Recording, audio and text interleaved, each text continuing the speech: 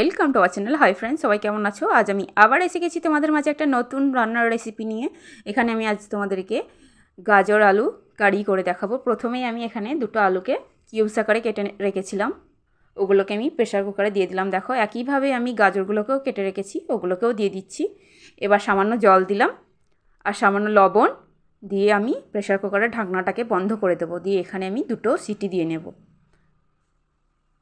আর তোমাদেরকে কিছু কথা বলিনি, যারা আমার চ্যানেলে নতুন আছো তারা অবশ্যই আমার চ্যানেলটাকে সাবস্ক্রাইব করে পাশে থাকা বেল আইকনটা প্রেস করে দেবে, যাতে করে সবার আগে তোমরা আমার ভিডিও নোটিফিকেশনগুলো দেখতে পারো। আর যারা আমার সাবস্ক্রাইবার আছো তাদেরকে অসংখ্য ধন্যবাদ। আর যারা আমার ভিডিওটা ফেসবুক থেকে দেখছো তারা অবশ্যই আমার পেজটাকে ফলো করে দেবে। দেখো, আমি এখানে একটা আলাদা কড়াইয়ে সামান্য তেল দিয়ে একটা পেঁয়াজ দিয়ে দিয়েছি। এগুলোকে সামান্য ভেজে নেব আমি। এখানে আমি 4টে কাঁচা লঙ্কা দিয়ে দেবো।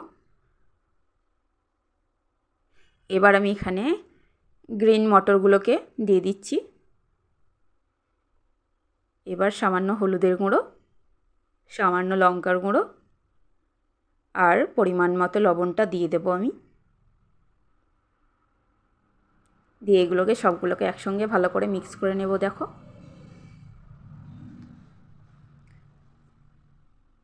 রুটির সাথে এইভাবে একটা সবজি বানিয়ে খেয়ে দেখবে, অনেক টেস্টি লাগে।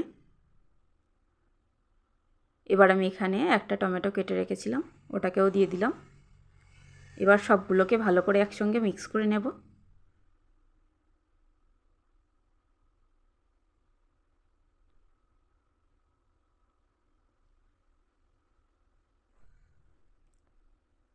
এবার আমি এখানে আলু আর গাজর যেগুলো সব সেদ্ধ করে রেখেছিলাম প্রেসার কুকারে, ওগুলোকে দিয়ে দিচ্ছি। দেখো, ওখানে আমি কিন্তু কোনো কিছুই দিইনি, শুধু লবণটা দিয়েছিলাম পরিমাণ মতো। এবার সবগুলো এখানে দিয়ে দেওয়ার পরে এটাকে আমি ভালো করে মিক্স করে নেব একসঙ্গে সবগুলো।